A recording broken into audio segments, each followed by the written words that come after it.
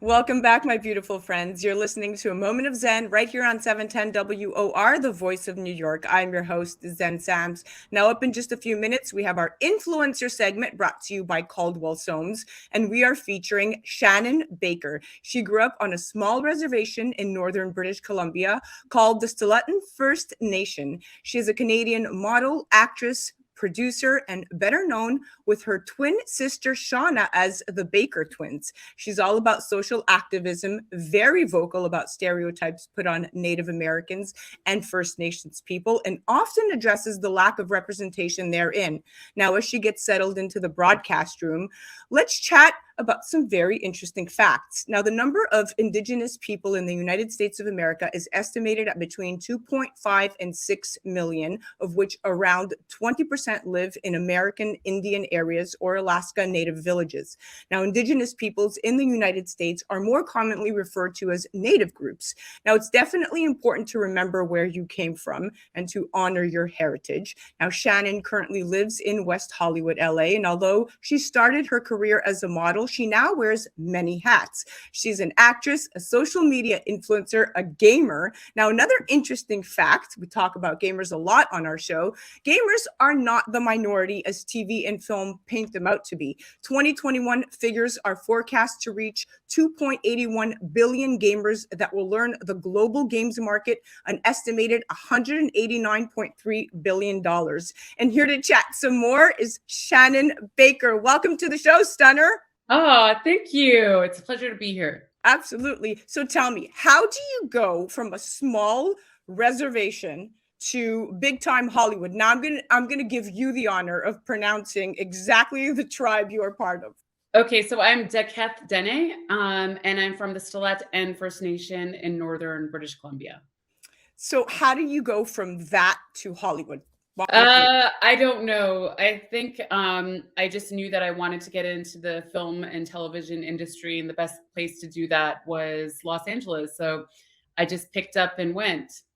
Now, what does your family say about your career path? Are they supportive? I think in the beginning they were kind of worried, just because everybody on my in my family still live on the res. So I think just going from a tribe of there's 400 band members where I'm from, 200 people that live on res. So a lot of my family live there. So I think they were just worried for me. But now they're pretty supportive. Know that I guess I have a career now. So I think they're just less worried now. Oh, I would definitely not be worried about you. You have a great, great future ahead of you. You're bright, you're brilliant, you're clearly, very well driven and resilient. Now, even though more than 500 years have passed, the native people of the Americas are still often referred to as Indians, and many Native American tribes consider the eagle to be very sacred. Mohawk means man eaters, apparently, and totem poles are often depict animals that are special to the family. Talk to me about some of the things that make you proud and where you come from and why it is important to actually remember that heritage. I would say, well, one, I would say, I think that depiction of totem poles and it's different for each tribe. So totem poles will mean different things for different people. And also we're not a monolithic people. Like in BC alone, there's over 400 different tribes, different languages, different cultures, different ways of practicing things, having different languages. I myself come from a matriarchal tribe, which means women rule. We actually decided whether or not we went to war. We made a lot of decisions. So I think I would say it's good to know where you come from. Yes, it's extremely important. And, apparently I was reading some interesting facts that more than half of US states have names based on native languages, like Connecticut and Utah and Kentucky. Apparently, this is all very, very symbolic.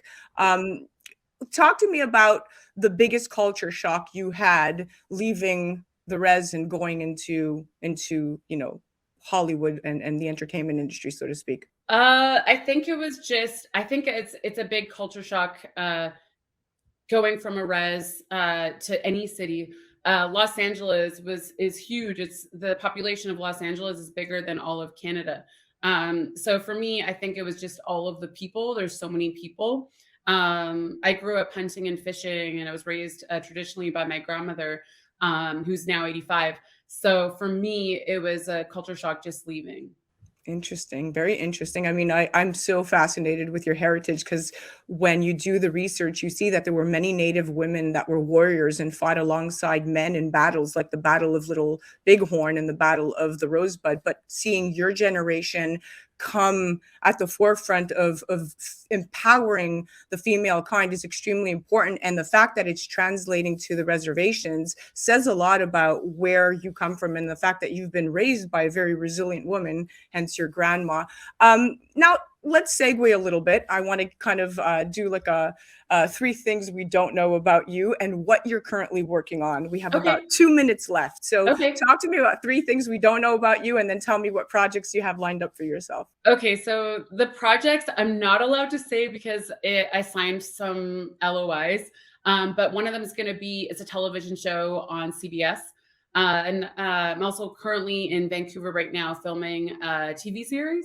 But all of the projects that I'm working on, I have LOIs on, so I can't actually say. 3 things that you don't know about me. I grew up on a res of less than 200 people. Was raised by my grandmother, which means at Sioux in my language.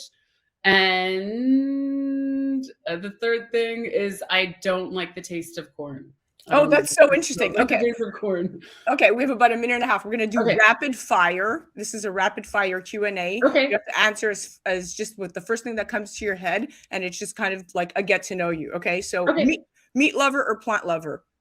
Meat lover or plant lover. Dog person, cat person? Dog person. Your spirit animal?